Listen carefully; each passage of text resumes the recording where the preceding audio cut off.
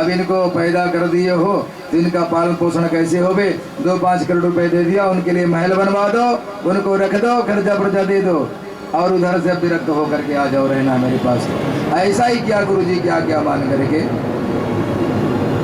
कहने के मेरा अभिप्राय कि भगवान श्याम सुंदर ने जो गीता में कहा, भागवत में कहा, उस कहने पर चलो और राघव सरकार ने जो किया उस पर चलो। राघव सरकार के कहने पर चलोगे तो सीता को त्यागना पड़ेगा, जो निष्कलंकिनी है, जिसे धोबी ने कलंक लगाया था। वही धोबी भगवान के हाथों एक थप्पड़ में कृष्णावतार में मारा गया, सिर अलग हो गया धड़ से, वही धोबी था। क्या भगवान को अच्छा लगा होगा? अंतर्यामी सब कुछ जानते हैं, लेकिन संसार के लोक लज्जा को, मर्यादा को सुरक्षित रखने के लिए प्रभु ने उस वाणी को सुन करके और त्याग दिया सीता को। सीता को भी ये पता नहीं था कि लक्ष्मण मुझे सदा के लिए छोड़ने जा रहे हैं। सीता को ये लग रहा था कि मुझे घुमा करके ले आएंगे। उसे बेचारी गर्भवती थी, अंतिम समय चल रहा था। उस अवस्था में घनघोर जंगल में भगवती सीता को लक्ष्मण जी ने रथ से उतारा और अश्रुपात करते हुए प्रणाम किए। सीता मैया ने कहा, क्या बात है लखन, आंखों से आंसू क्यों बह रहे हैं? बोले मैया मैं कह नहीं सकता वो बात, बोलिए ना। उन्होंने कहा है कि प्रभु ने मुझे ये कहा, इनको जंगल में छोड़ के आ जाओ।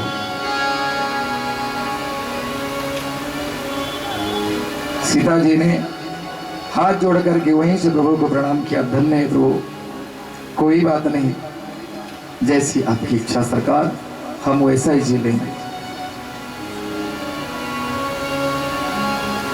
तो मर्यादा को बनाया और कन्हैया ने गीता में कह के समझाया।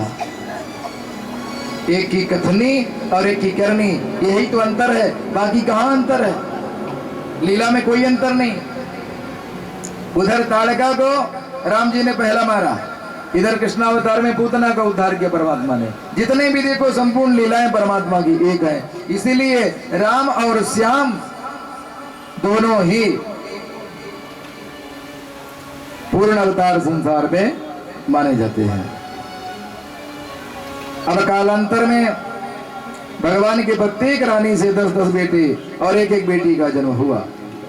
इस प्रकार प्रभु के पुत्र और कन्याओं का जन्म हुआ। परीक्षित बोले, भगवान इतने बड़े परिवार में भगवान कैसे रहते थे? उनकी गृहस्थ लीला पर भी थोड़ा प्रकाश डाल दीजिए। भगवान सुखदेव बोले, सुनो, भगवान इतने विशाल परिवार के बीच में हमेशा प्रसन्न अवस्था में मुस्कुराते ही रहते थे, ये प्रभु की विशेषता है।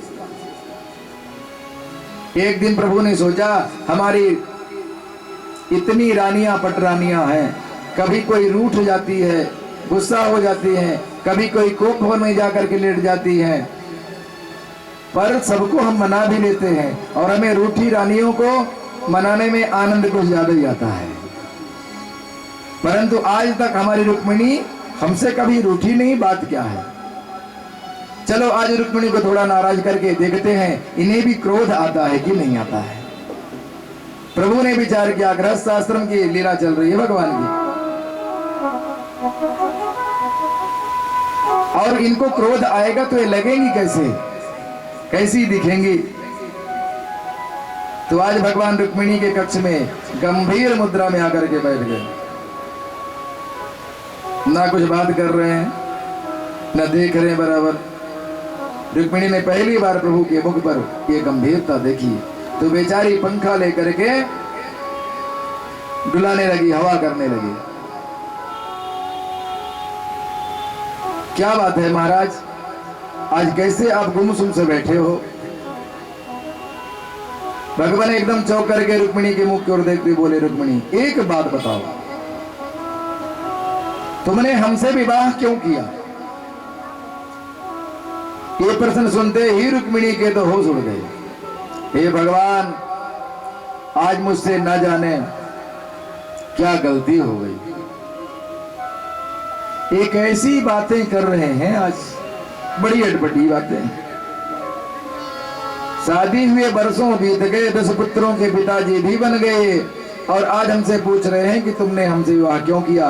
ये भी भला कोई प्रश्न है? रुक्मिणी मौन कुछ नहीं बोली और भगवान तिरछी निगाह से देख रहे हैं कि देखें गुस्सा आ रहा है कि नहीं आ रहा है, पर क्रोध का कोई कहीं लक्षण ही नहीं। भगवान और अधिक छेड़ने लगे, रुक्मिणी मेरी दृष्टि से तो हमारा तुम्हारा जोड़ा ठीक नहीं बैठता है। कहां तुम राजघराने की राजकुमारी और कहां अपने राम, जिनके माँ बाप का भी कोई ठिकाना ही नहीं, खानदान का कुछ पता नहीं, गुण तो हम में कुछ है ही नहीं। ये भले ही मान लो कि मैं एक नंबर का चोर हूं, यही गुण हमने बचपन से सीखा है देवी। यदि तुमसे एक हो कि हम बड़े पराक्रमित हो तो सारी दुनिया जानती है कि हम रणछोड़ हैं, रण छोड़ करके भाग दिए। शत्रु भारी पड़ जाए तो मैदान छोड़ करके भी हम भाग जाते हैं, अपनी जन्मभूमि को भी छोड़ देते हैं। तुम यदि ये कहो कि मैंने तो अपने माता पिता की आज्ञा के अनुसार आपका चयन किया, तो देवी तुम्हारे परिवार ने शिशुपाल को पसंद किया था, तुम ही हमारे सामने विरोध करके चली आई। मेरी समझ में नहीं आता कि शिशुपाल में क्या कमी थी। खानदानी था, चेद देश का होने वाला राजा था, और अपने राम तो कभी राजा बन नहीं सकते। राजा तो हमेशा नाना उग्र से नहीं हमारे रहेंगे। रुक्मिणी जी की और धड़कन बढ़ती चली गई भैया। जब इतना सब सुनने पर भी रुक्मिणी जी कुछ नहीं बोली तो भगवान बोले, रुक्मिणी अब अंतिम पद बड़ा खतरनाक है। भगवान बोले, रुक्मिणी मैं तो कहता हूं कि अभी भी कुछ बिगड़ा नहीं है। जो ये शब्द सुना रुक्मिणी के पूरे होश उड़ गए, हाथ का पंखा पर आप छूट गया और रुक्मिणी मूर्छित होकर के गिरने लगी कि भगवान समझ गए ये तो घबरा गई। तो प्रभु ने क्या किया, पर्यंका तब रुहे आसो तामोत्थाय चतुर्भुजा। चतुर्भुज रूप में भगवान दौड़ पड़े और दो भुजाओं से रुक्मिणी को थाम लिया और एक भुजा से पंखा हिलाने लगे और एक भुजा से उनके मुख पर पानी छोड़ करके धोने लगे, मुख को पानी छिड़कने लगे। तब रुक्मिणी जी को होश आया। भगवान आज ठहाका मार करके हंसे, अये देवियों, रुक्मिणी विवाह हुए इतने वर्ष बीत गए, 10 पुत्रों की आप मां बन गई हो और आज मैंने थोड़ा सा मजाक किया तो इस छोटे मोटे परिहास की बातों में भी तुम इतना घबरा गई। ये सब हंसी मजाक की बातें हैं। एक बात कहूं रुक्मिणी, गृहस्थ जीवन में सुबह से शाम तक झंझटों के अलावा कुछ है ही नहीं। बस एक चीज सबसे अच्छी है, एक चीज अच्छी प्रभु ने बताया, भागवत में वर्णन मिलता है, अयम हे परमो लाभो, अयम हे परमो लाभो, गृहेषु गृहमेधिना यन्नर्मयि नीयते यामः प्रियया भीरुभामिनी,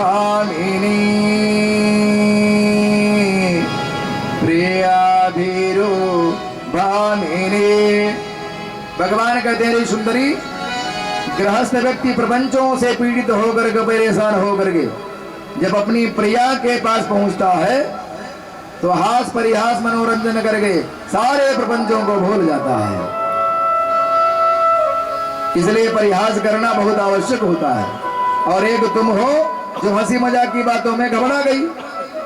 अब रुक्मिणी के जी सावधान होकर बैठी और प्रत्येक बातों के इतना सटीक जवाब दिया कि भगवान गदगद हो गए। जरा रुक्मिणी जी ने क्या कहा ये भी समझिए। सरकार, आपने भले ही मुझसे सारी बातें मजाक में कही, परंतु जो कुछ भी कहा आपने एकदम सत्य था। भगवान बोले, अच्छा तुम्हें मेरी बातें सत्य मालूम पड़ी? अच्छा बताओ मैंने क्या सत्य कहा? वह एकदम सत्य। तो कहती है, सुनिए सरकार, आप कह रहे थे कि मेरे अंदर कुछ गुण ही नहीं है। तुमने पसंद कैसे किया? मैं जानती हूं आप में कोई गुण नहीं है, इसलिए महापुरुष आपको निर्गुण कहते हैं। आप तो गुणातीत हो, सारा जगत सत्वरजतम से बना हुआ है। ये त्रिगुणात्मक जगत है। पर आप तो त्रिगुणातीत हो, तीनों गुणों से परे साक्षात नारायण हो, तो आपका ये कथन कि मेरे अंदर कोई गुण नहीं है, बिल्कुल सही तो कहा आपने। आप कह रहे थे हमारे माँ बाप का पता ही नहीं, आपने बिल्कुल ठीक कहा प्रभु। भगवती श्रुति आपके स्वरूप का निरूपण करती करती नीति नीति कह करके थक जाती है, और इद मिथ्यम कह करके जब श्रुति को ही अपना जानना, आपको जानना असंभव लगता है, तो आपके माँ बाप का कोई उनको क्या जान सकता है। इसलिए आपका ये कथन भी तो ठीक है। आप कह रहे थे कि हम रण छोड़ हैं, अपना घर छोड़ करके डर के मारे समुद्र में घुसे बैठे रहते हैं। ठीक कहा सरकार, क्योंकि जिन भक्तों का हृदय सागर एकदम स्वच्छ और निर्मल हो जाता है, जिन भक्तों के हृदय सागर में काम क्रोध आदि दुर्विकारों का कभी प्रवेश नहीं होता, ऐसे भक्तों के सुंदर दुर्ग में आप अपना घर बना करके रह जाते हैं। भक्तों का भवन जब आपको भा जाए तो अपना वैकुंठ छोड़ करके आप चले जाते हैं। हरि रवि निज लोकम सर्वथा तो विहाय प्रवेशते हृदयेषां भक्ति स्रोतोपनद्ध। गोस्वामी तुलसीदास जी हनुमान चालीसा के अंत में राम जी को हृदय में बैठाने की बात नहीं करते, बल्कि हनुमान जी को हृदय में बैठा रहे हैं। हनुमान जी यदि हृदय में बैठ गए तो हनुमान जी के हृदय में बैठे हुए सीताराम जी अपने आप ही हमारे हृदय में बैठ जाएंगे। तो क्या भाव प्रकट किया तुलसीदास जी ने? पवन तनय संकट हरण मंगल मूर्ति रूप राम लखन हित हृदय बसहु सुभोग। अरे हनुमंत लाल जी के हृदय में बैठ गए तो सीताराम जी महाराज लखन लाल जी के साथ पूरा राम दरबार आपके हृदय में अपने आप ही आ जाएगा। धाम कहते हैं घर को, तो भगवान है अतुलित बलशाली, समस्त बल प्रदान करने वाले परमात्मा ही तो हैं। और ऐसे अतुलित बलशाली भगवान जिनके हृदय विराजमान हो जाए भैया, ऐसे हनुमान जी का हृदय क्या है? सुंदरकांड में अतुलित बल धामम। तो रुक्मिणी जी कहते हैं प्रभु अब अपना घर छोड़ करके भक्तों के हृदय भवन में विराजमान होने वाले भक्त वत्सल हो। रुक्मिणी जी ने हर शब्द की व्याख्या पलट दिया, अर्थ बदल दिए। भगवान शब्द रह गए, रुक्मिणी यदि आज मैंने तुमसे परिहास ना किया होता तो तुम्हारी इस योग्यता का कभी मुझे पता न चलता। तुम तो बड़ी पढ़ी लिखी बुद्धिमान हो। भगवान श्री रुक्मिणी जी के स्वभाव की मुक्त कंठ से प्रशंसा करने लगे। सुखदेव भगवान कहते हैं परीक्षित, इस प्रकार से भगवान इतने बड़े से परिवार में हास परिहास मनोरंजन करते हुए हमेशा प्रसन्न रहते हैं। ऐसे ही गृहस्थी को भी रहने का प्रयास करना चाहिए। एक गृहस्थियों के लिए एक बड़ी ही सुंदर सूचना हो गई जो श्रवण कर रहे हैं। जीवन में कभी हमारे माधव का मुख मुरझाया नहीं। जैसे जैसे भगवान के सब विवाह हुए, जैसे जैसे भगवान के विवाह हुए, वैसे वैसे ही भगवान के पुत्र पौत्रादिकों के भी विवाह हुए। भगवान के पुत्र प्रद्युम्न और पौत्र अनिरुद्ध हुए। अनिरुद्ध जी के विवाह में बड़ा भयंकर द्वंद्व हुआ। अनिरुद्ध जी का एक विवाह हुआ रुक्मिणी जी के भाई रुक्मी की नातिन के साथ में। रुक्मी के घर भगवान बारात लेकर के आए, इधर विवाह हो रहा था और उधर दाऊ जी को पकड़ करके रुक्मी बोला, दाऊ जी चलो द्यूत क्रीड़ा किया जाए। अब क्या था, पासे फेंकने लगे और दाऊ जी को पकड़ करके रुक्मी बोला आइए। चालू हो गया, आनंद हो रहा है, पासे फेंकते हैं, दाऊ जी बार बार जीत रहे हैं और रुक्मी बार बार कहता है आप हार रहे हो। उसके ठकुर सुहादी करने वाले जो आसपास बैठे हैं वह भी रुक्मी का समर्थन कर रहे हैं। अचानक आकाशवाणी हो गई। आकाशवाणी ने कहा द्यूत क्रीड़ा में दाऊ जी की विजय हुई है। सोई दाऊ जी गदगद हो गए।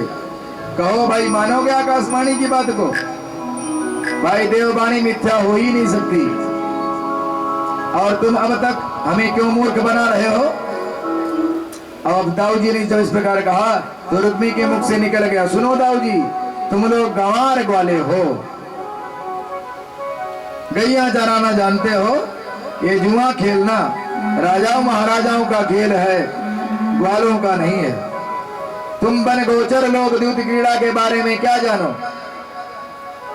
अब तो दाऊ जी की आंखें लाल हो गई। है मूर्ख, एक तरफ हमसे रिश्तेदारी बना रहा है और दूसरी तरफ हमें मन गोचर समझ रहा है। मैं कौन हूं अभी दिखाता हूं। हल मूसल उठाया और हल से पकड़ करके एक मूसल धमक दिया। सो उसी क्षण रुक्मी का प्राणांत हो गया भैया। और जो ठकुर से आटी मिलाने वाले थे उनके एक एक मुक्के से सारे दांत तोड़ दिए। आनंद आया हमारे आचार्य लोग, मैंने कहा एक मूसल धमक दिया और हुआ ही यही, तो यही बोलना पड़ेगा ना। अब मूसल के द्वारा मारा तो नहीं जा सकता, धमका ही जा सकता है। अब धान कूटेंगे तो धम्म धम्म की आवाज आती है ना, इसलिए धमक शब्द वहां से तैयार हुआ। और ये भी साहित्यिक है, केवल बघेलखंडी नहीं है। अब तो विवाह मंडप में हाहाकार मच गया। दाऊ जी बिगड़े तो इनके सामने कौन? अब भगवान के सामने बड़ा भारी धर्म संकट था। भगवान के भाई ने उनकी पत्नी रुक्मिणी के भाई को मार दिया, तो भगवान पक्ष किसका लें? भगवान के पास पत्रकार पहुंच गए। बताइए महाराज, इस घटना पर आप क्या कहना चाहोगे? जैसे आजकल कुछ हुआ, बताइए। तुरंत आकर के माइक लगा दिए, कुछ आप बोलना चाहेंगे इस विषय पर? पत्रकार तो ऐसे ही लोगों को पकड़ते हैं ना भैया। अब भगवान को लगा यदि हमने समर्थन कर दिया कि बहुत अच्छा हुआ, तो बताओ रुक्मिणी क्या सोचेगी? लो, इनके भैया ने मेरे भैया को मार दिया, समाप्त कर दिया, और ये महान भाव कह रहे हैं बहुत अच्छा। ये तो कम से कम चुप ही बैठे रहते, रुक्मिणी को बुरा लगेगा। और यदि हमने कहा नहीं नहीं बहुत बुरा हुआ, ऐसा नहीं होना चाहिए, विवाह की हंसी खुशी के वातावरण में दाऊ जी ने क्रोध करके अच्छा नहीं किया, तो अभी दाऊ भैया हम पर बरस पड़ेंगे। बड़े भैया हैं, हम सबके बीच में डांटेंगे। 13 साल मर गए इसलिए तू मुंह बिगाड़ रहा है, और तेरे भाई का जो उसने अपमान किया वह नहीं दिखाई पड़ा। भगवान को लगा दोनों तरफ से हम फंस गए भैया, इसलिए एकदम मुंह पर ताला लगा दिया। भगवान ने कोई प्रतिक्रिया इस घटना पर व्यक्त नहीं किया। सुखदेव भगवान आनंदित हो रहे हैं भगवान की लीलाओं को सुना करके, और इधर परीक्षित भी आनंदित हो रहा है। 2 मिनट आप लोग भी आनंदित हो जाओ। बोले भागवत भगवान की जय। कृष्ण गोविंद गोपाल गाते चलो, कृष्ण गोविंद गोपाल गाते चलो, अपने मुक्ति का मार्ग बनाते चलो, अपने मुक्ति का मार्ग बनाते चलो। जय हो।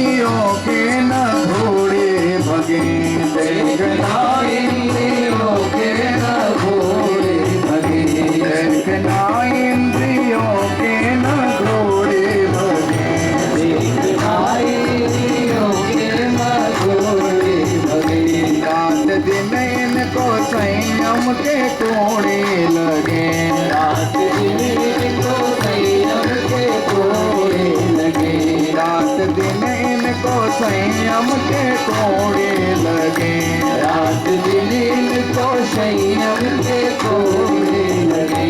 मन को विषयों के विष से बचाते चलो, मन को विषयों के विष से बचाते चलो।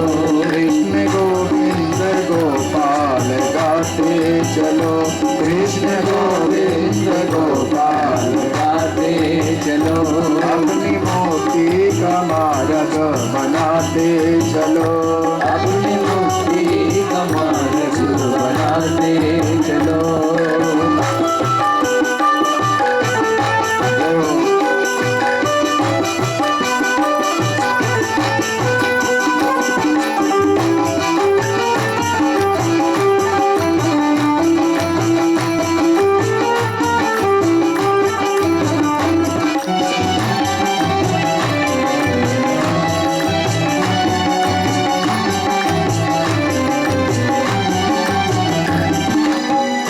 प्राण जाए मगर नाम भूलो नहीं, प्राण जाए मगर नाम भूलो नहीं, प्राण जाए मगर नाम भूलो नहीं। प्राण जाए मगर नाम भूलो नहीं, दुख में तड़पो नहीं, सुख में भूलो नहीं, दुख में तड़पो नहीं, सुख में भूलो नहीं, दुख में तड़पो नहीं, सुख में भूलो नहीं।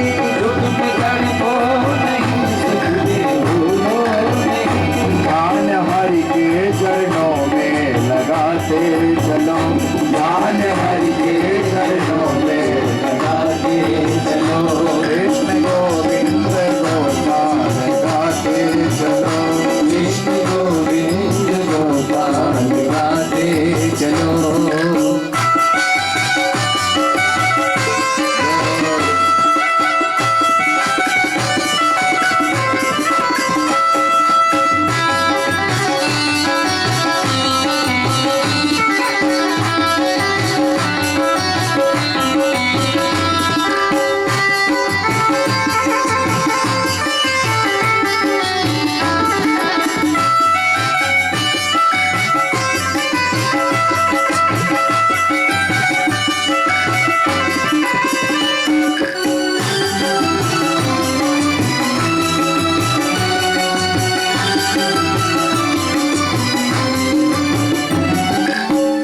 ध्यान धरते रहो, काम करते रहो, ध्यान धरते रहो, काम करते रहो, ध्यान धरते रहो, काम करते रहो। ध्यान धरते रहो, काम करते रहो, सब बुरी वासनाओं से बचते रहो, सब बुरी वासनाओं से बचते रहो, सब बुरी वासनाओं से बचते रहो। सब बुरी वासनाओं से बचते रहो।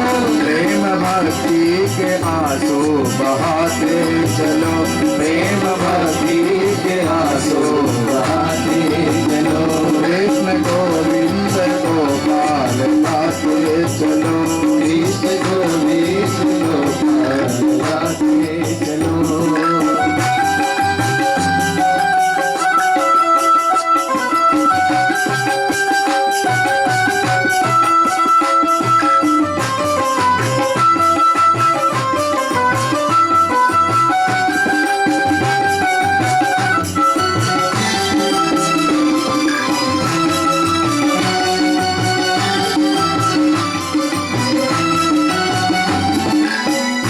दुख में कहते हैं भगवान आते नहीं, दुख में कहते हैं भगवान आते नहीं, दुख में कहते हैं भगवान आते नहीं।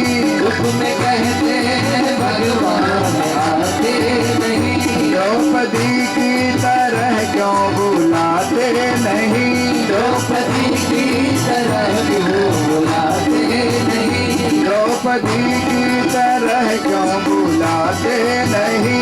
द्रौपदी की तरह क्यों बुलाते नहीं, तेरे गज की तरह तुम लगाते चलो, तेरे गज की तरह तुम लगाते चलो, कृष्ण गोविंद गोपाल गाते चलो, कृष्ण कृष्ण गोविंद गोपाल गाते चलो।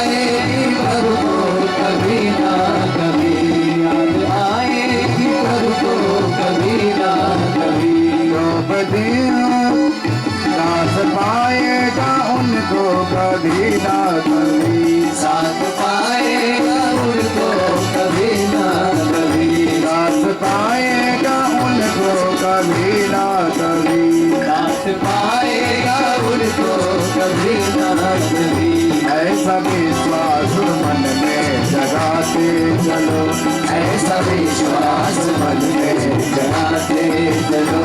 कृष्ण गोविंद गोपाल गाते चलो, कृष्ण गोविंद गोपाल गाते चलो।